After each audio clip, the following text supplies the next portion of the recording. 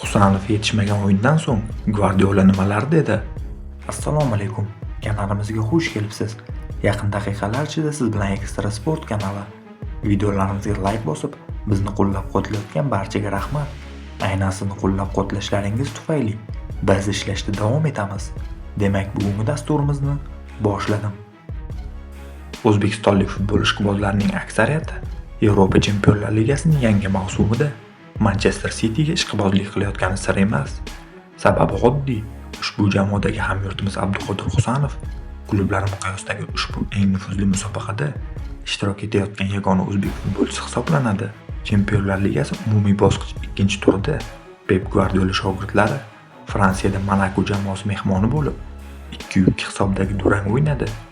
Erling Haalandning dubliga Jordan Teze va Erik Dyer javob qaytardi. Uchrashuvdan so'ng Pep Guardiola quyidagicha fikr bildirdi. Bugungi dasturimiz homiysi LineBet kompaniyasi eng katta bonuslar va yuqori koeffitsiyentlarni faqat LineBetda olishingiz mumkin. Ekstra 25 promokodi bilan 3 million so'mgacha bonusni qo'lga kiriting. LineBet havolasini video ostida qoldirdim. O'yin yaxshi bo'ldi. Raqib darvozasi oldida ko'plab vaziyatlar yarata oldik. Afsuski so'nggi daqiqalarda asli bo'lmagan qoidabuzarlik uchun belgilangan jarima zarbasi vaqtida himoyada kerakli darajada yaxshi o'ynay olmadik va buning oqibatida penalti kelib chiqdi. O'sha vaziyatda Niko to'pga birinchi tekkan edi. Uning fol ishlatish istagi bo'lmagan.